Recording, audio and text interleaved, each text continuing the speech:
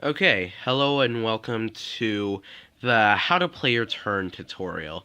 So, in this tutorial, we're going to go over, how to play your turn and all the different things that are involved with the different steps. And it sounds very generalized, like how to play your turn, but there are more steps to the game than you'd think. So, the generally you start out by shuffling your deck. Now I've pre-shuffled my deck so that I don't have to do it on camera. But you would shuffle your deck, and then you would, once you're done shuffling, you would pass it to the other player, and they would do some kind of cut. So they can. There's multiple ways they can do it. They can reshuffle your deck if you want, or if they want. But generally, what people do is they just take a portion of cards and take the bottom half and put it on the top half. That's just to kind of like ensure that there was no stacking of your deck, to make it so that it is truly randomized. So every time you play, you roll to see who goes first, or you do some kind of way like rock paper scissors, or any kind of way to decide who goes first.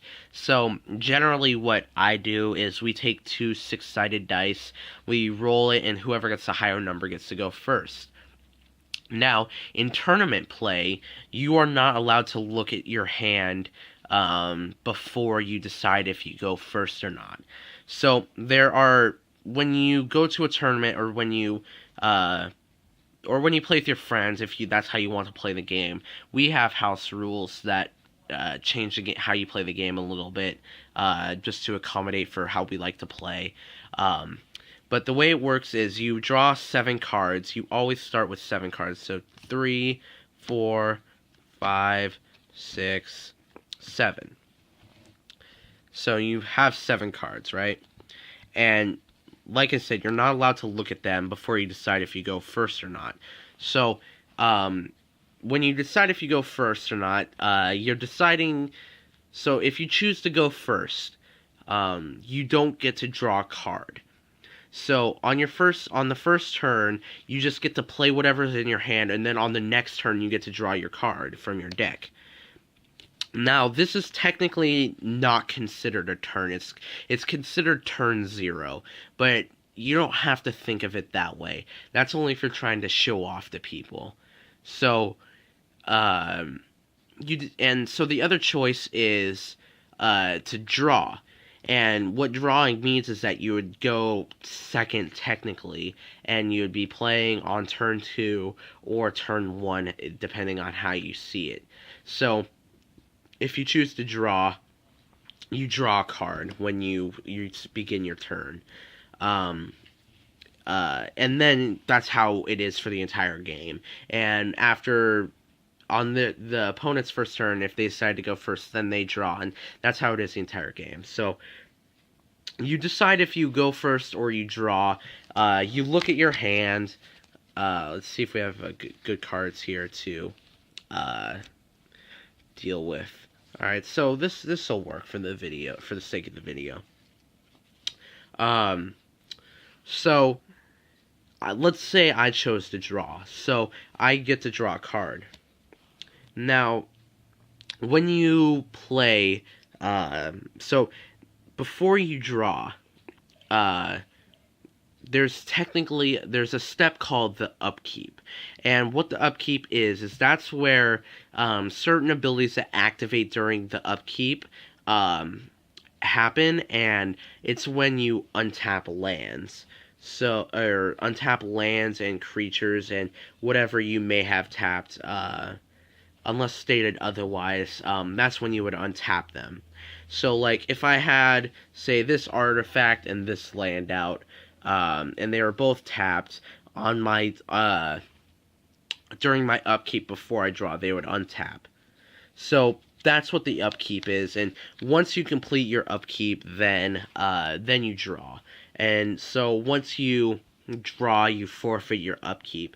Now, generally, when I'm teaching people to play, I let it slide usually if they untap their stuff after they draw. But if you're gonna go and play at a tournament, um, you have to untap first because they will call you on it, and they will be ruthless. They don't care. They're trying to win. They're trying to win prizes. So you have to make sure you untap before you draw. So after you draw, then it becomes your first main phase. Now, during your main phases, you can do all sorts of things. You can play anything. So, generally, you want to start your hand. You generally want to start the game with a couple lands in your hand. Now, I didn't go and do a mulligan. And what a mulligan is when you look at your hand, you can choose to reshuffle your hand back into your deck and draw 6 cards instead of 7. And that's to try and get a new hand, but in order to do that, you forfeit a card. So, usually you want to start with a few lands in your hand, and so, for the sake of this video, I didn't bother with that, but we had 1 land. So, you usually play the land. This one comes in tapped because it's a non-basic land. Not all non-basic lands come in tapped, but this one does. So, I played my land, right? Now, if, say, I had this land and a bunch of other lands on the field, enough to play something in my hand, this is when I would play artifacts or creatures or my sorceries, and all that, or enchantments, all that good stuff. So that's when you would play all of that. Now, once you've completed with your main phase, it goes to the declare attackers. There's this block called the attacking phase, and it has multiple steps within that to ensure the way different cards interact. So the first one is declare attackers. So say I had this creature and this creature on the battlefield. Now, if I had both of these creatures on the battlefield, I can choose to attack or not. And this doesn't work how Yu-Gi-Oh! Would work, where you get to choose what you're attacking. You just kind of attack, unless you're attacking a Planeswalker. You choose what player you're attacking, and they get to choose how they block.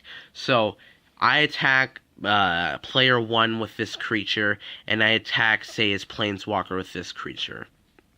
Now, they can use their creatures to block for their Planeswalker, and they can use their creatures to block for their creatures. So, the next section would come the declare blockers step. And during this step, they would choose to block something. So say they control this creature and I attack them with this one. They could choose to block with this creature. And right now, no damage is dealt yet. This is just assigning who's attacking and who's blocking right now. So once that's over, then there's right when after blockers are declared, you could play different instants or interrupts, depending on what you have, to change how the fight will favor you or hinder you in some way. And you can play spells during this time. Then it goes to the assigned damage, the assigned damage step, and that's where the creatures would deal damage to each other. So this creature has 6 attack and 5 defense. This creature has 5 attack and 5 defense. So with this creature's 5 attack and this creature's 5 defense, both the creatures would destroy each other. And there are different abilities that change how different attacking and blockings interact. I'm not going to bother with those right now. That's for a video later where I go over abilities. And this is just learning your turn. So once the damage is dealt, all the creatures who were destroyed go to your graveyard, and you have your graveyard above your deck, below your deck. Generally not to your left because that's where your lands are, and or sorry, to the right, but or to the left. Um, and that's what would happen. Then you would have a second main phase, and during that second main phase, you could play any spell, any sorceries, any creatures, or anything that you wanted if you have mana left after the first main phase and attacking. So, say I didn't have any mana, I didn't want to play anything. So, then it would go to my end step. And during the end step, different creatures' abilities will activate. Depend if the creatures have abilities to activate during this time. And people can do different instance or creature abilities during this time. And, so that's kind of how the turn works and how the turn plays out. And once the end step is over, obviously it goes to the next player's turn, and all of this happens over again. Now, I know it sounds like a really long process, but once you are actually playing, it's not that long. Like it takes maybe at the longest 5 to 10 minutes to complete a turn, if it's really late in the game. But so that's how your turn works and where it starts. So just to recap: upkeep, draw phase, main phase one, attacking slash blocking phase, main phase two, and end phase, and that's your turn. So I hope you found this video useful. I hope you learned something, and I hope it makes your Magic experience go a little bit better, because this game is difficult to learn, and I'm just scraping the top of the iceberg here. There's so much more to cover.